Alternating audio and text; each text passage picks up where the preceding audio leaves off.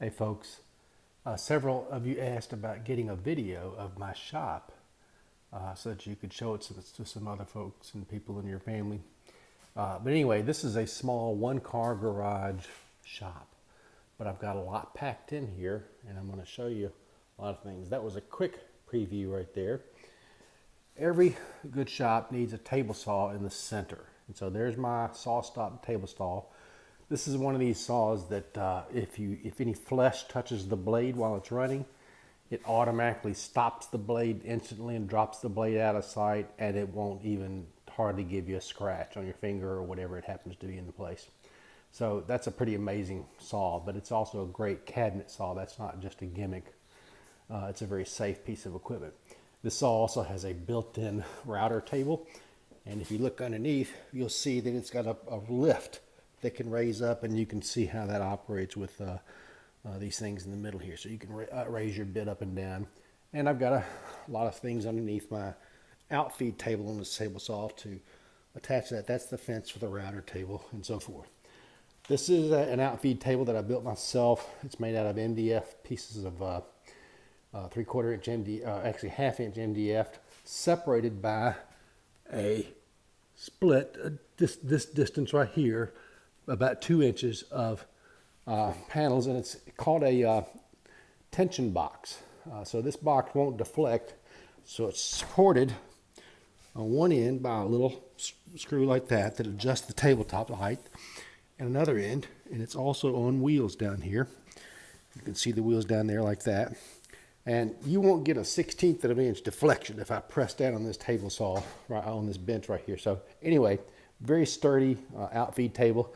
I also use it for an assembly table. So that's the centerpiece of the shop, is the table saw and that. But I actually could get along without it, believe it or not, with some of the tools I have now. This is the vacuum system for the table saw, and it also goes overhead with that pipe right there down to the floor, also to my bandsaw. So I've got a pretty heavy duty 14-inch bandsaw right here that I can resaw wood with. I built all of these drawers and so forth. Nice pull-out drawers for full extension to put things in. And then I've got my clamp racks up here holding all of my clamps, all my long clamps like that. I've got another set of clamps on the other side of the room right there. If I zoom in, you can see those clamps hanging over there, smaller clamps, but very useful. And you can see I've got a chop saw right here, or a miter saw. Nice little compact station, but a 10-inch blade, and very, very fine tool, super smooth cuts. It's hooked up to its own dust collector, which is sitting right here. The dust collector is on the bottom, and then I've got a cabinet on top. This, what they call a sustainer from Festool, is housed my track saw. And this is a track saw that runs on plates, just like this little track right here. It runs on tracks. And this gives me completely perfectly square cuts on my tabletop here, my work tabletop, with these drilled holes that allows me to clamp down almost anything, and the aluminum rails that let me clamp down things as well. And now you'll see it on that table in the middle. Backing up now, you'll see there's a dust collection boom, and it's got its own dust collector for all the hand tools that I use.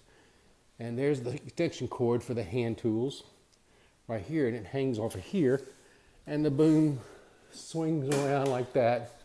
That can reach to anywhere on that table and also around the shop to help do dust collection. So continuing on from the wall of tools right here, you can see we were looking at this chop saw here just a minute ago. This wall of tools has perfectly accurate squares for lining things, and straight edges, some little tiny clamps, hearing protection right there. And then I've got my saws, my hand saws all here. So all these saws, I built this little rack for all these saws. There's two panel saws, one for ripping, one for crosscut, and then several different dovetail saws and crosscut saws with a ribbed back like that for doing hand tool work, and a fret saw and things like that. Some places for screws, but I'll show you another place where I keep a lot of miscellaneous things like that. On this wall right here, you can see this bench or this cabinet that I made with all these drawers. The cabinet was existing. It actually was here in the house when we bought it, but I took off the doors and put drawers in instead. So these drawers work great. It holds tools, it holds miscellaneous stuff, and they're all on slide out, full extension shelves, and I built little boxes for each one to put little different tools in and keep things organized. I keep all my chisels right here, and you can see there's another square sitting right there. So all these different squares and things help me keep things accurate. You can see more chisels above the chisel rack there, and then you'll see all my hand planes. These are smaller hand planes right there, and on top of those are the hammers that I used a lot, and below that are all the drill bits that I use. And you can see I've got drills, lights, hammer drills, things like that. A lot of this other stuff is measuring tools. And so now you see right here a lot of very large planes. These planes are very, very heavy and big. So you can see me holding this plane. This is a number 7 plane. I think it's probably around 16 or 18 inches long. Anyway, it's great for smoothing boards. To be perfectly flat. Screwdrivers here, marking gauges, tape measures, rules, a wooden rule there, calipers, a whole set of little setup blocks for different widths. So I've got a 32nd of an inch thing here, 1/16, 3/32, all the way up to 3/4 of an inch block right here for that. Perfect accuracy for setting up accuracy and your bit distance or your height of bits or whatever. For somebody with that's 67 years old, you need something to magnify things that you can't see very well. So I've got a set of magnifying goggles that I put on. Other little tools right here. More clamps right here that are very important and handy. Glue station right here that'll keep all that stuff in. And then you see up closer these smaller clamps and these one-handed clamps. Those come in handy. I've got a bench grinder, 2 bench grinders in fact. One for sharpening tools very accurately, very slow moving in a water-cooled system, that Tormek thing.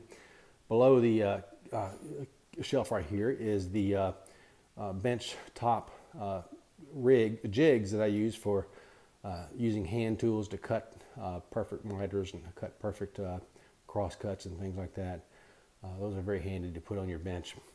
And I've got a lathe right here. I don't use this lathe as often as I used to. That was one of the first tools I bought, and I really enjoyed doing that.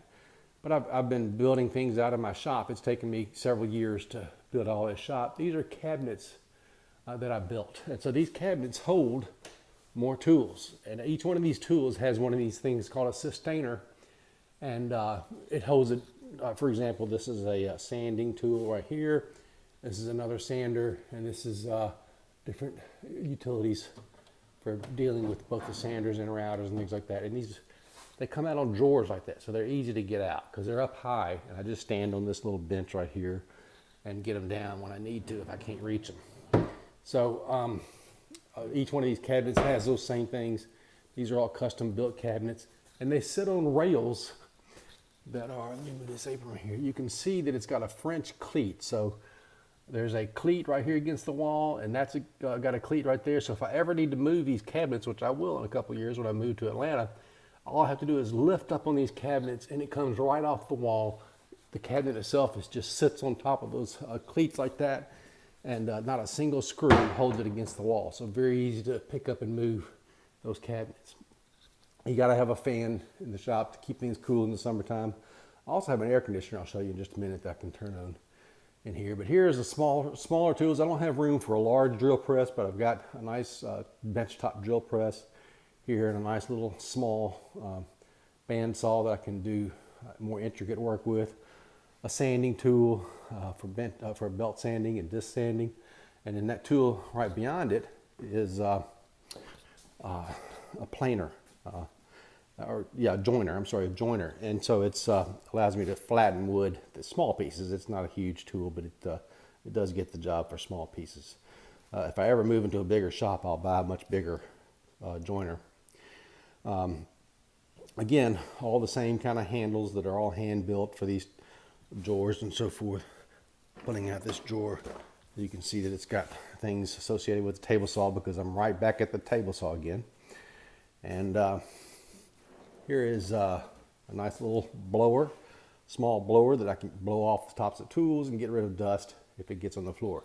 With all the great dust collection that I have, the dust becomes less of a problem, but it still crops up. So these cabinets, again, are hanging on French cleats. So you can see these cabinets here, hold tools. These cabinets here the same way on French cleats, and work with that. And then I've got a large mechanics cabinet that I have lots of different stuff in, drawers and so forth. Screws in the bottom of that cabinet right there. It's helpful to have those handy like that, and other miscellaneous tools. This cabinet holds some more tools. So you've got lots of tools, but I need to keep them out of the way. And then for glue ups and things like that, I've got this paper roll that I can pull out and cut off a piece of paper to catch all the glue and so forth. And of course, these cabinets are kind of tall, so I've got this little ladder that I built, this bench ladder, and it's just a step stool, but it allows me to almost reach the ceiling with this thing. And then I've got another ladder, lightweight aluminum ladder right there if I need it. And then there's the air conditioner. And right above that air conditioner are three nice places for scrap wood. And if it gets too filled up, I just start throwing it away.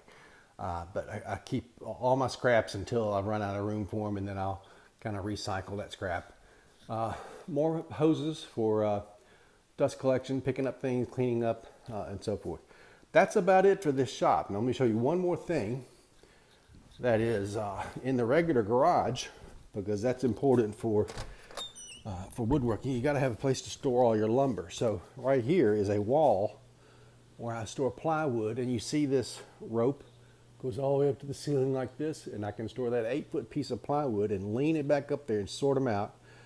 And then that piece of foam right there, that styrofoam, is what I cover my table saw and outfeed table with to lay the plywood on top of, and use my track saws to cut it up into my cut list, my pieces. So here's another group of wood scraps that have been cut off and can use for other projects. Because plywood is so heavy, I have this rack right here which allows you to easily carry plywood around. This thing folds down and lets me stand the plywood up on edge, and I can roll it back into my shop and so forth. A compressor for air compressor, and that hose goes into the shop. And then more things like that. So that's basically it for the shop tour. Talk to you all later. Bye bye.